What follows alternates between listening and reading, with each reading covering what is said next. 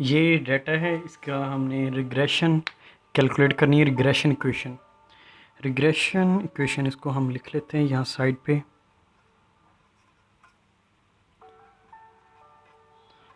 Equation y is equal to a plus b x.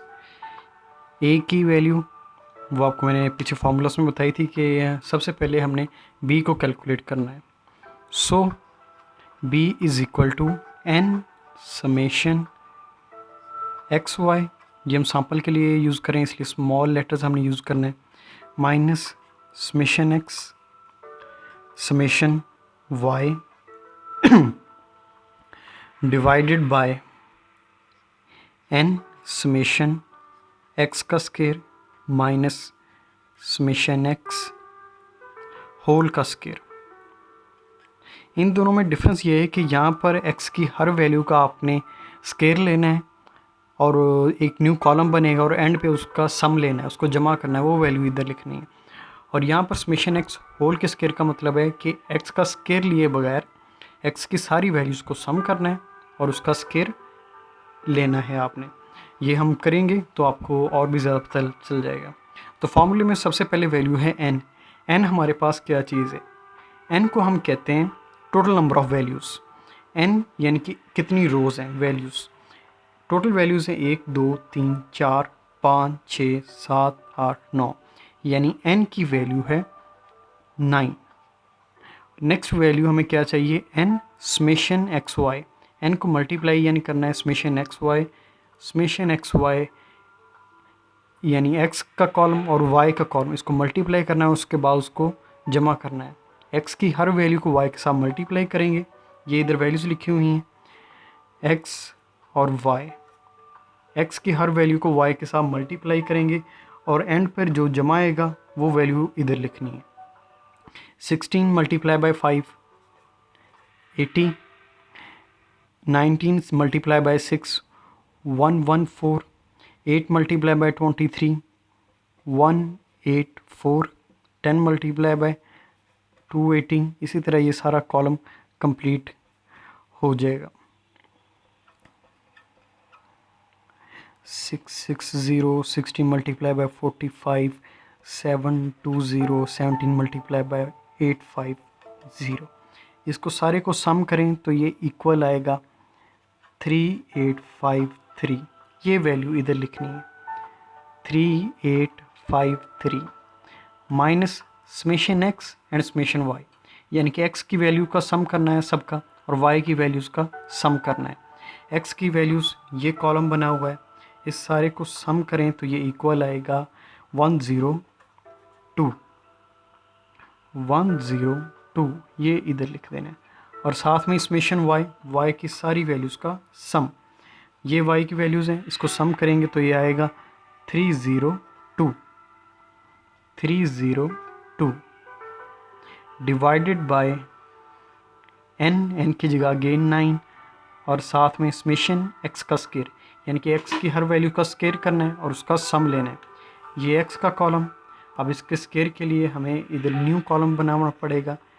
x का square यानी कि 5 का स्केयर 25, 6 का स्केयर 36, 8 का स्केयर 64, 10 का स्केयर 100, 144 ओके 169, 15 का स्केयर 225, 16 का स्केयर 256 एंड 17 का स्केयर ये 289। इसको सम करना है, ये सम आएगा 1308। इसको वैल्यूज़ को इधर लिखना है 1308। समेशन एक्स स्केयर, ये एक्स स्केयर का कॉलम बनाया और उसका हमने सम लिया माइनस समेशन एक्स होल का स्केयर। समेशन एक्स ये वैल्यू पहले ही कैलकुलेटेड की है एक्स की तमाम वैल्यूज़ का सम 102 और इसका स्केयर। अब आपने इसको इसके साथ मल्टीप्लाई करना है, इसको इसके साथ मल्टीप्लाई करना है, माइनस करना है, इसका स्केयर लेके इन दोनों को मल्टीप्लाई करना है और इसमें से ये वैल्यू माइनस करेंगे तो आपको जो वैल्यू है वो मिल जाएगी b की।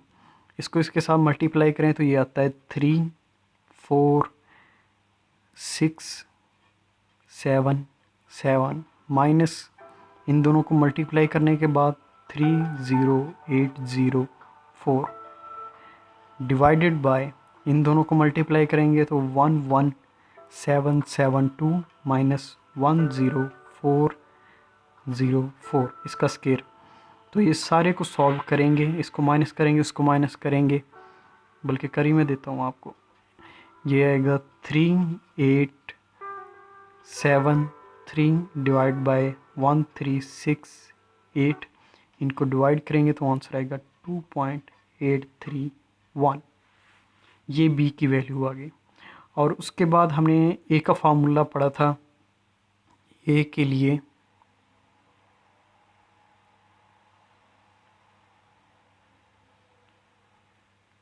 ए is equal to y bar minus b x bar. B की वैल्यू तो हमारी कैलकुलेट हो गई है, अब वाई बार की वैल्यू कैलकुलेट करनी। Y bar is equal to summation y over n. Summation y की तमाम वैल्यूज़ का सम 302 डिवाइडेड बाय 9। इसको 302 को आप 9 पे डिवाइड करेंगे तो एक की इसकी वैल्यू आपको मिल जाएगी। That one is 33.56। ये वाई बार की वैल्यू है। इसी तरह x bar is equal to summation x over n. Summation x की value 102 divided by 9। This one we is equal to 11.33। अब इन वैल्यूज़ को आप y में a के क्वेश्चन में पुट करेंगे तो a की वैल्यू मिल जाएगी, यानी a is equal to y bar कीजिएगा, वाई बार की वैल्यू 33.56 और साथ में माइनस b की वैल्यू ये कैलकुलेट की हुई है 2.831 मल्टीप्लाई बाय, यहाँ पे मल्टीप्लाई हो रहा है, x बार की वैल्यू 11.33।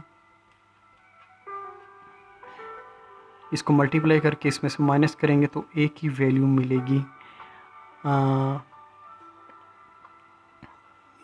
Let me calculate 1.47। अब a की वैल्यू भी मिल गई, b की वैल्यू मिल गई। अब इसको आपने वही जो इक्वेशन ये वाली बनाई थी इसमें आपने पुट करना है।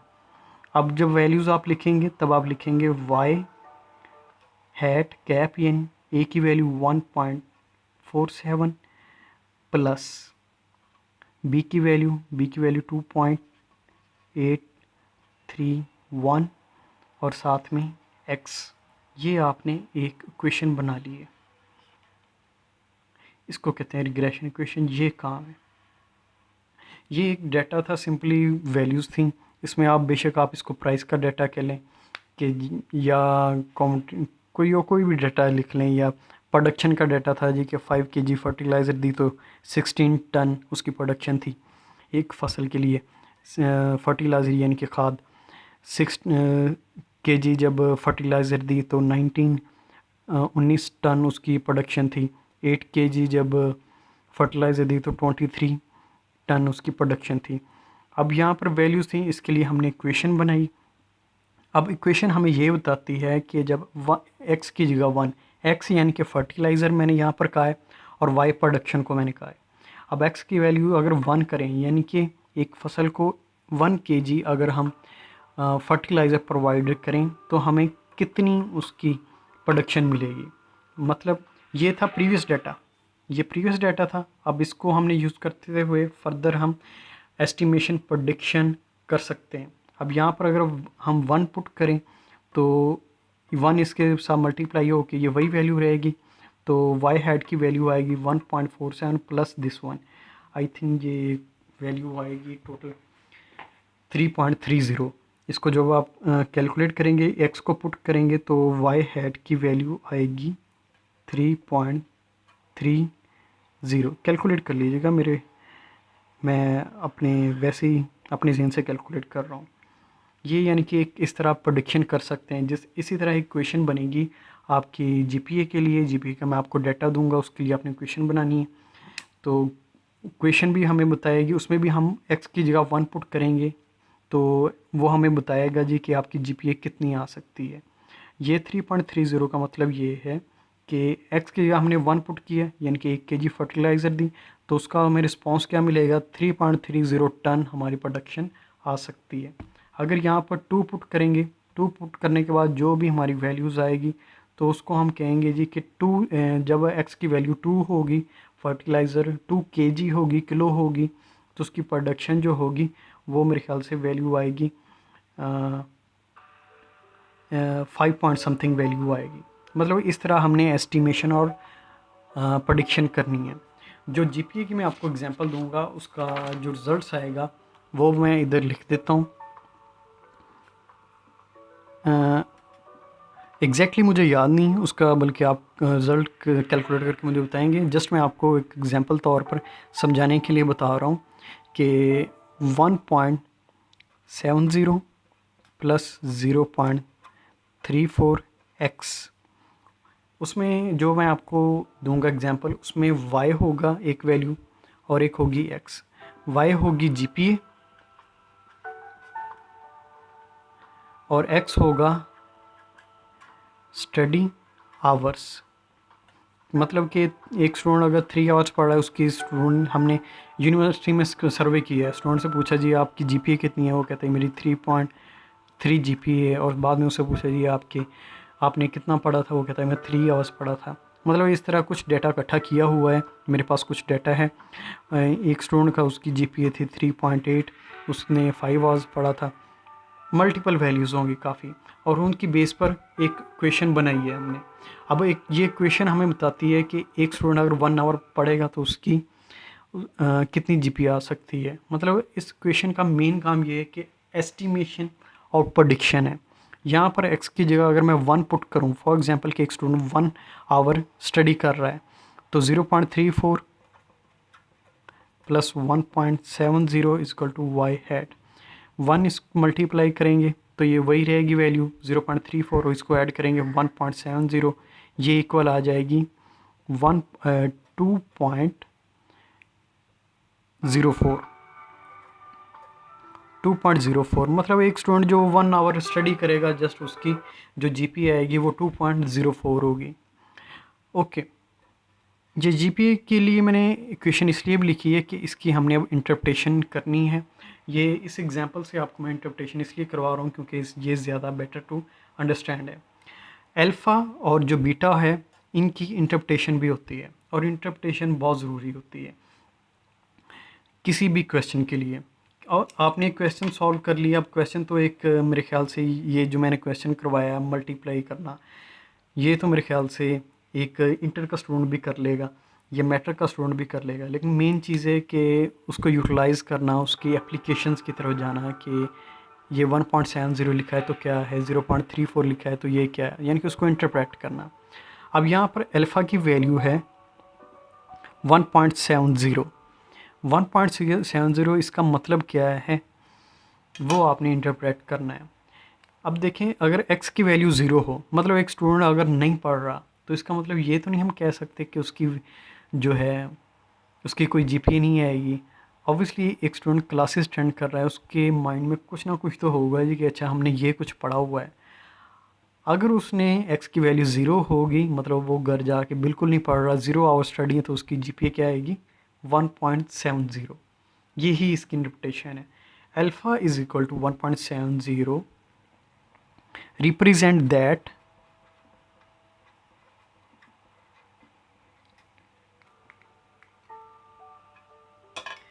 represent that the average value of video में मेरे ख्याल से ये कलर नहीं आ रहा। The average value of y, यहाँ पर हमारे पास y क्या है, जीपीए। ये जीपीए की एवरेज वैल्यू है when x is equal to 0। जब x की वैल्यू 0 होगी तब y की एवरेज वैल्यू ये होगी वेयर एक्स हमारे पास क्या है, ये ब्रैकेट्स में लिख लें, study hours. Alpha 1.70 value represent that the average value of y is the average value of GPA when x is equal to 0, या जब when x is equal to 0 या स्टूडेंट बिल्कुल नहीं पढ़ेगा, ये अल्फ़ा की वैल्यू। एंड सेकंड पे है b की वैल्यू, b इज़ इक्वल टू 0.34। अब b क्या रिप्रेजेंट कर रहा है, b रिप्रेजेंट कर रहा है कि अगर स्टूडेंट 1 आवर स्टडी करेगा तो उसकी जीपीए में 0.34 इंक्रीज़ होगा। यानी अगर यहाँ पर आप 1 लगा रहे थे तो 1 के लगाने से क्या आया था, वो पहली वैल्यू जो थी उसमें 0.34 का इजाफा हो रहा था। इसी तरह अगर 2 लगाएंगे तो 2 के लगाने से इसको मल्टीप्लाई जो करेंगे तो इसमें ये 34 है, उसको 2 से डिवाइड करें 0.68, उसकी जीपीए में 0.68 इजाफा हो रहा है जब स्टूडेंट 2 आवर स्टडी कर रहा है। इसी तरह 3, 4 उसके लिए इंटरप्रिटेशन होगी, लेकिन हम जनरल इंटरप्रिटेशन करेंगे b इज इक्वल टू 0.34। इसके लिए इंटेशन है 0.34 वैल्यू रिप्रेजेंट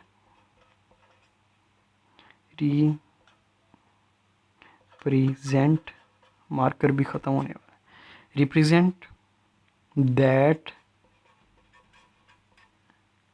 द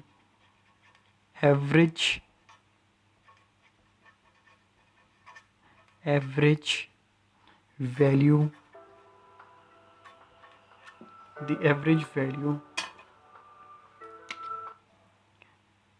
एवरेज, बल्कि एवरेज के बाद यहाँ पर लिखें एवरेज इंक्रीज इन y यहाँ पे क्या है, GPA due to 1 unit change in x यहाँ पे क्या है, स्टडी आवर्स।